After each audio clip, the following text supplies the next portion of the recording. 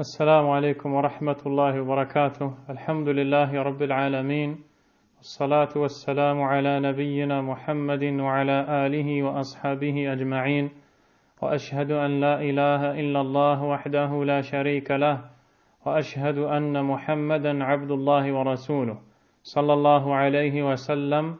أما بعد. En cette soirée du 27 du mois de Rabi' al-Awwal de l'an 1437 de l'hégire du prophète Mohammed sallallahu alayhi wa sallam, qui correspond au 6 janvier 2016, nous entrons, insha'Allah ta'ala, dans le 14e cours de l'étude des leçons importantes pour toute la communauté du Cheikh Abdul Aziz ibn Abdillah ibn Baz, rahimahullah. Nous sommes dans la 3e leçon, celle qui est en relation avec les piliers de la foi. Nous sommes en train de lire cette introduction dans laquelle on nous enseigne et nous démontre l'importance de la foi. Nous avons vu un verset de Sourate al-Baqarah dans les premiers versets de cette sourate où Allah subhanahu wa ta'ala fait mention des pieux qu'il a décrits comme étant ceux qui croient en l'invisible et ceux qui croient en ce qui a été descendu au prophète Mohammed alayhi salatu wassalam, le Coran, et aussi en ce qui a été descendu comme livre avant lui. Nous avons vu que Sourate al-Baqarah débute par la mention des piliers de la foi. De même, elle est conclue par la mention des piliers de la foi. Et dans cette sourate, Allah subhanahu wa ta'ala fait également mention des bases, des fondements, des piliers de la foi. Dans le verset 136 de Sourate al-Baqarah, Allah subhanahu wa ta'ala nous dit: قولوا آمنا بالله وما أنزل إلينا وما أنزل إلى إبراهيم وإسماعيل وإسحاق ويعقوب والأسباط وما أوتي موسى وعيسى وما أوتي النبيون من ربهم لا نفرق بين أحد منهم ونحن له مسلمون. Dites, nous croyons en Allah et en ce qu'on nous a révélé et en ce qu'on a fait descendre vers Ibrahim, Ismaïl, Ishaq et Yaqub, ainsi que les tribus, et en ce qui a été donné à Moussa, à Isa, et en ce qui a été donné aux prophètes venant de leur Seigneur. Nous ne faisons aucune distinction entre eux, et à lui nous sommes soumis. Dans ce verset, Allah subhanahu wa ta'ala ordonne et donne l'ordre d'avoir la foi en Allah tabaraka wa ta'ala, et la foi en tout ce qui émane d'Allah et tout ce qui a été révélé par Allah. Et bien sûr, entre dans ce qui a été révélé par Allah les bases de la foi qui sont ces piliers dont nous sommes en train de parler. Car en réalité, la foi en Allah subhanahu wa ta'ala est la foi en tout ce qu'il a donné comme ordre et en tout ce qu'il a révélé comme livre. Croire tout simplement en la révélation d'Allah subhanahu wa ta'ala. Qulu amanna billah. Dites, nous croyons en Allah. Et à la fin de cette sourate, Allah subhanahu wa ta'ala, dans les derniers versets, les 2 derniers versets de Sourate al-Baqarah, Allah tabaraka wa ta'ala nous enseigne que le prophète sallallahu alayhi wa sallam s'est exécuté, ainsi que les croyants qui l'ont accompagné. Allah azza wa jal dit dans la fin de Sourate al-Baqarah: Amana ar-rasulu bima unzila ilayhi min rabbihi wal mu'minun. Le messager et les croyants ont cru en ce qui a été descendu vers eux. Ils ont cru en la révélation d'Allah tabaraka wa ta'ala. Kullun amana billahi wa malaikatihi wa kutubihi wa rusulihi. Ils ont tous eu foi en Allah, en ses anges, en ses livres et ses messagers. La nufarriqu bayna ahadim min rusulihi. Et dire, nous ne faisons aucune distinction entre ces messagers. Wa qalu sami'na wa ata'na. Nous avons entendu et obéi. Ghufranaka rabbana wa ilayka al-masir. Nous t'implorons de nous accorder ton pardon, ô notre Seigneur, et vers toi s'effectuera notre retour. Dans cette fin de verset, wa ilayka al-masir, et vers toi s'effectuera notre retour, il s'agit ici de l'au-delà. Ainsi, on voit 5 piliers de la foi ici. La foi en Allah, en ses anges, en ses livres, en ses messagers et la foi au jour dernier. Quant à la foi au destin, elle n'est pas citée de façon explicite, mais elle est sous-entendue, car la foi au destin entre dans la foi en Allah subhanahu wa ta'ala. Celui qui a foi en Allah a foi en ce qu'Allah est capable de faire. Et parmi ce qu'Allah est capable de faire, il y a justement le destin. Donc en réalité, on retrouve dans cette fin de sourate les 6 piliers de la foi. Le prophète alayhi salatu wassalam a d'ailleurs dit au sujet de ces 2 derniers versets de sourate al-Baqarah: Man qara'a bil ayatayn min akhir sourate al-Baqarah fi layla kafatah. Quiconque récite de nuit les 2 derniers versets de la sourate al-Baqarah, la vache, ces versets lui seront suffisants. Nombreuses interprétations ont été données, parmi lesquelles le fait qu'elles seront une cause pour que le serviteur qui a récité ces versets se voit protégé par Allah subhanahu wa ta'ala. Et quelle merveilleuse nuit que celle qui a été entamée avec la lecture de ces versets. Il s'agit ici d'une sunna avant de dormir. Il faut également savoir que beaucoup d'évocations et d'invocations, de paroles, de dhikr, de rappel du prophète sallallahu alayhi wa sallam, en réalité toutes ces invocations vont dans le sens de ce qui est en rapport avec la foi. Et ceci car le serviteur a besoin de faire renouveler sa foi.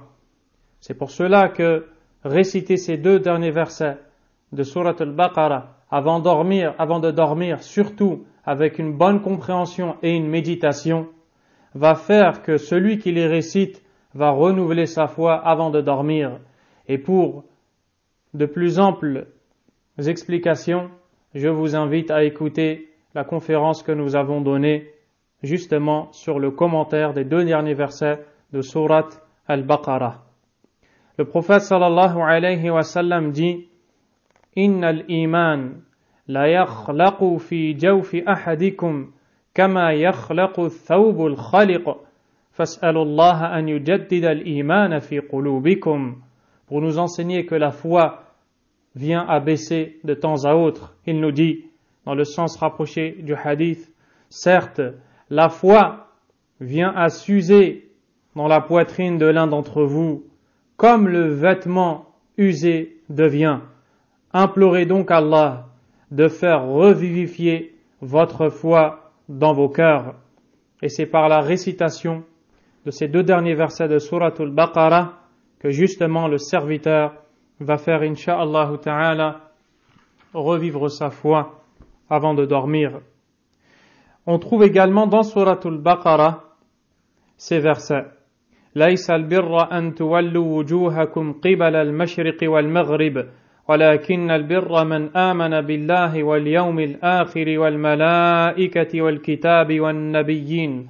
Dans le verset 177 de sourate al-Baqarah, le sens rapproché: la bonté pieuse ne consiste pas à tourner vos visages vers le levant ou le couchant, mais la bonté pieuse est de croire en Allah, au jour dernier, aux anges, aux livres et aux prophètes, jusqu'à la fin du verset. Ainsi, nous voyons dans tous ces versets qu'Allah subhanahu wa ta'ala cite les fondements de la foi pour nous enseigner la haute place qu'ils ont et leur grande importance. Il faut savoir que c'est quelque chose d'indispensable dans la vie du croyant que d'avoir foi et de respecter les piliers de la foi. Nous avons dit que la foi au destin en fait partie. Beaucoup de versets sont venus dans ce sens. À titre d'exemple, dans sourate Al-Qamar, la lune, le verset 49, Allah subhanahu wa ta'ala nous dit: Inna kulla shay'in khalaqnahu biqadar. Nous avons créé toute chose avec juste mesure. La mesure ici, c'est la destinée. Également, Allah tabaraka wa ta'ala dit dans sourate Al-A'la, le verset 2 et 3: Alladhi khalaqa fasawwa وَالَّذِي قَدَّرَ فَهَدَى. Dans les sens rapprochés, en parlant de lui, Allah subhanahu wa ta'ala nous dit celui qui a créé et qui a harmonieusement façonné, celui qui a destiné et qui a guidé. Dans Surat Taha, Allah tabaraka wa ta'ala nous dit dans le verset 40, ثُمَّ جِئْتَ عَلَى قَدَرٍ يَا مُوسَى. Il s'est adressé à Moussa alayhi salam et lui a dit, puis tu es venu selon une destinée, ô Moussa. Nombreux sont les versets où mention est faite de la foi au destin. Le Coran et la sunna du prophète alayhi salatu wassalam à maintes reprises ont cité ces piliers, la foi en Allah, en ses noms, en ses attributs, en sa grandeur, en ses actes, la foi aux anges, avec la description de certains des anges, avec la fonction de certains d'entre eux, la foi aux livres révélés, la foi aux prophètes. On retrouve en ce sens beaucoup d'histoires des prophètes dans le Coran, dans de nombreux versets, la foi au jour dernier, avec beaucoup de descriptions de ce qu'il adviendra des gens le jour dernier. Nous en avons les noms, les descriptions, les signes, la foi au destin et beaucoup d'autres choses qui sont citées par Allah subhanahu wa ta'ala. Et lorsque Jibril alayhi salam est venu sous l'apparence humaine au prophète Muhammad alayhi salatu wassalam et lui a dit akhbirni anil iman, informe-moi concernant la foi. Le prophète sallallahu alayhi wa sallam lui dit an tu'mina billah wa malaikatihi wa kutubihi wa rusulihi wal yawmil akhir wa tu'mina bil qadari khayrihi wa sharrihi. La foi est de croire en Allah, aux anges, aux livres, aux messagers, au jour dernier et au destin, qu'il soit bon ou mauvais. C'est donc quelque chose de très important dans la religion d'Allah subhanahu wa ta'ala. La base de ces 6 piliers de la foi est la foi en Allah. Et tous les autres piliers sont des choses qui découleront de la foi en Allah et ne font que suivre la foi en Allah. Pour cela, dans le verset que vous avez entendu tantôt, Allah tabaraka wa ta'ala nous dit Kullun amana billahi wa malaikatihi wa kutubihi wa rusulihi. Ils ont tous eu foi en Allah, en ses anges, en ses livres et en ses messagers. On voit que Allah azza wa jal a cité en premier lieu la foi en Allah, car c'est la base de la foi et la base de ses piliers. Qu'est-ce que donc la foi en Allah subhanahu wa ta'ala? La foi en Allah azza wa jal, c'est de croire en son existence, tout d'abord bien sûr, mais aussi de croire qu'il est unique, et ceci dans 3 choses. Allah tabaraka wa ta'ala est unique dans ce qu'on appelle la seigneurie. Il est unique deuxièmement dans le droit à l'adoration. Et enfin, il est unique dans les noms et les attributs sublimes et parfaits qu'il a, subhanahu wa ta'ala.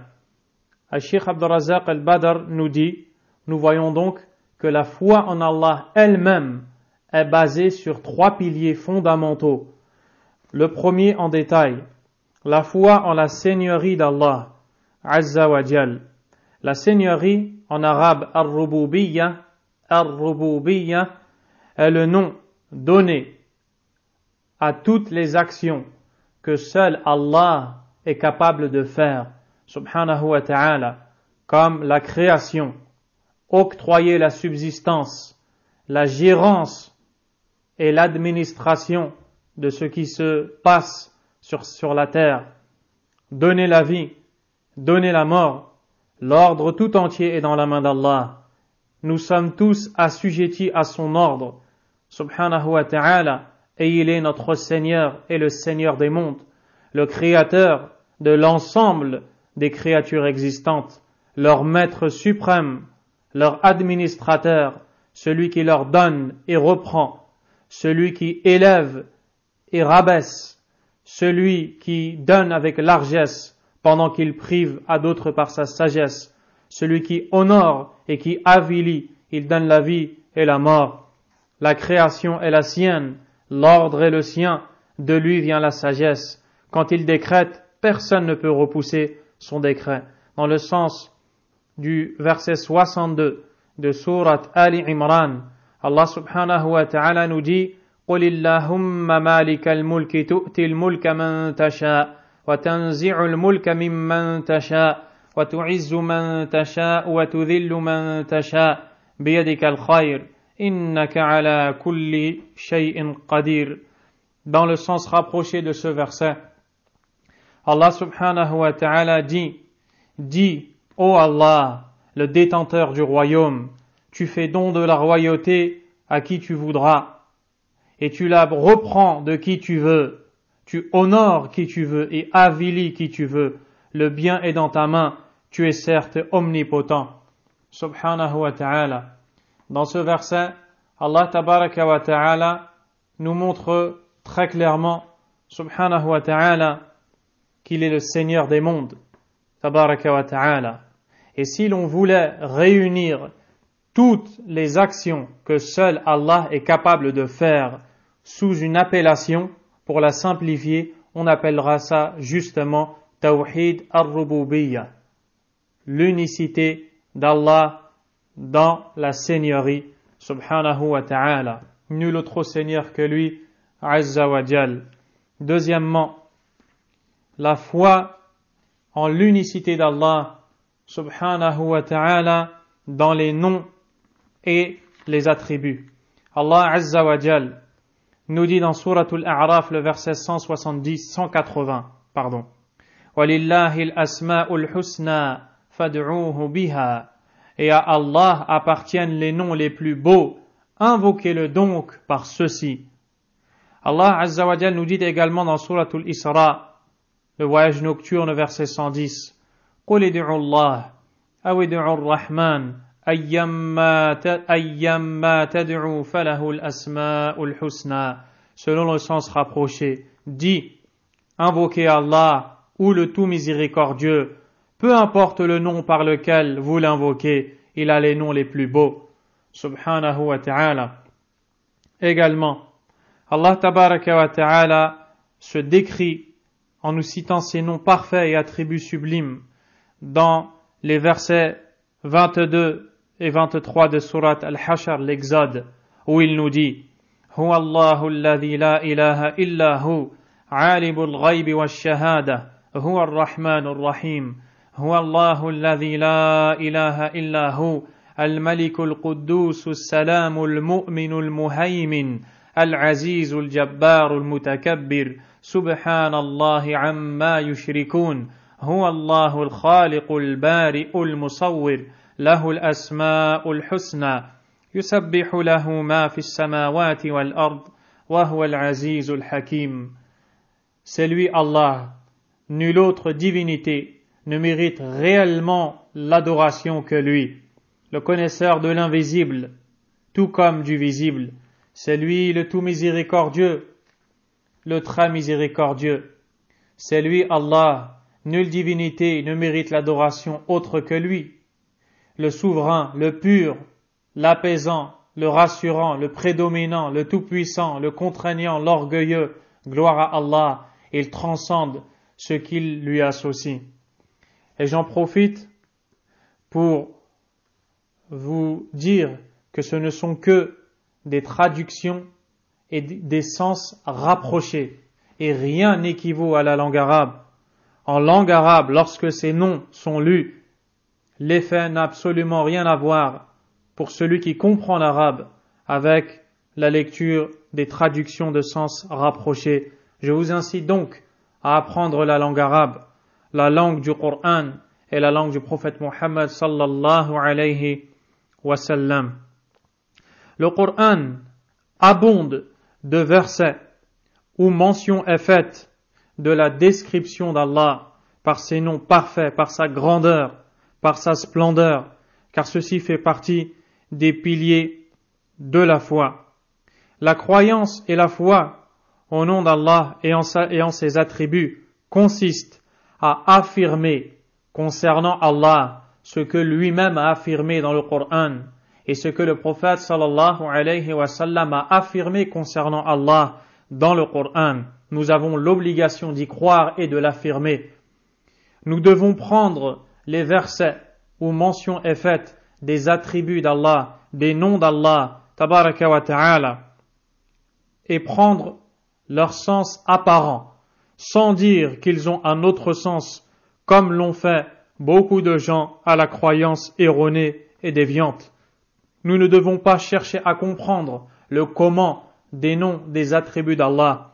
Quand Allah, tabaraka wa ta'ala, nous enseigne, subhanahu wa ta'ala, qu'il est au-dessus des cieux, dans de très nombreux versets, nous n'avons pas à demander comment est-ce qu'il est au-dessus des cieux, ni à chercher à faire de l'illustration, ou alors de l'altération de ces textes, ou alors tout simplement de les nier en bloc, comme le font beaucoup de gens aux croyances égarées. Prenez garde aux musulmans, car ce sujet a la plus haute importance. Il s'agit ici d'Allah subhanahu wa ta'ala.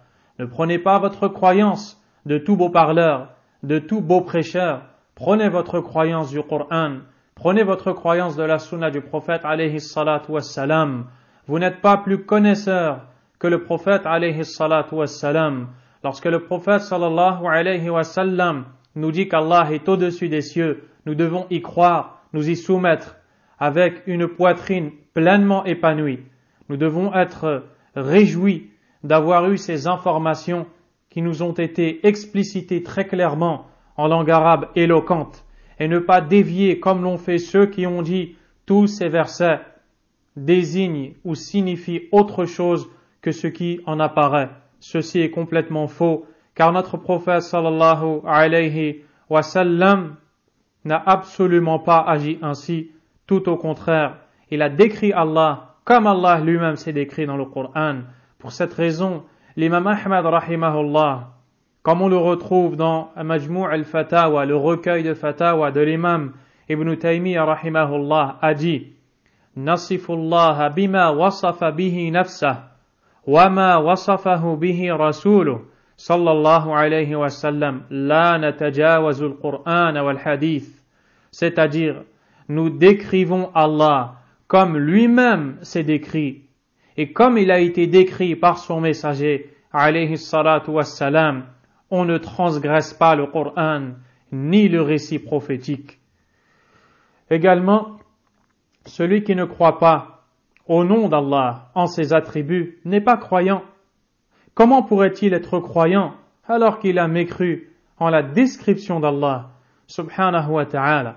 Celui qui mécroit en un seul des noms d'Allah ou un seul des attributs d'Allah, cela relève de la mécréance en Allah complètement, subhanahu wa ta'ala. Allah subhanahu wa ta'ala a dit dans sourate Ar-Ra'd, le tonnerre, وَهُمْ يَكْفُرُونَ بِالرَّحْمَنِ قُلْ هُوَ رَبِّي لَا إِلَهَ إِلَّا هُوَ عَلَيْهِ تَوَكَّلْتُ وَإِلَيْهِ مَتَابِ. Ce qui veut dire, et eux, les polythéistes, ont mécru au Rahman. Ils ont mécru à ce nom d'Allah, Ar-Rahman.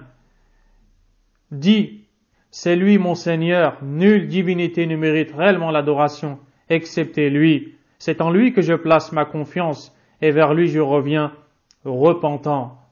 Allah Azza wa Jalla a dit cela, car comme il nous le dit dans Surat Al-Furqan, le discernement, que quand on leur disait Usjudu lir-Rahman, prosternez-vous pour Ar-Rahman, ils répondaient Qalu wa mar-Rahman. Mais qu'est-ce que Ar-Rahman? Ils ont mécrit en un nom. Allah Azza wa Jalla a dit وَهُمْ يَكْفُرُونَ بِالرَّحْمَنِ, et eux mécroient au Rahman, Allah subhanahu wa ta'ala. Comment pourrait être croyant une personne qui renie les noms d'Allah, qui renie les attributs d'Allah subhanahu wa ta'ala? Voici la foi aux noms et aux attributs d'Allah. Rien ne ressemble à Allah. On affirme avec les deux bases qui nous sont enseignées dans Surat Ash-Shura, la consultation. Laïsa kamithlihi shay, rien n'est pareil à lui, mais en même temps, wa huwa as-sami'ul basir, et c'est lui l'audient, le clairvoyant, c'est lui qui entend tout et voit tout. Allah entend et voit, nous devons y croire et dire qu'il entend et voit. Nous n'avons pas le droit de dire que ceci signifie autre chose Mais nous disons qu'Allah entend et personne n'entend comme lui. Allah voit, personne ne voit comme lui. Allah est parfait, nul ne lui est égal ni semblable. Subhanahu wa ta'ala. Nous implorons Allah Azza wa Jal de faire accroître nos connaissances religieuses et de nous faciliter la mise en pratique. Wallahu a'lam. Wa sallallahu wa sallam. Wa baraka ala nabiyyina Muhammadin wa ala alihi wa ashabihi ajma'in. Subhanakallahumma wa bihamdik. أشهد أن لا إله إلا أنت أستغفرك وأتوب إليك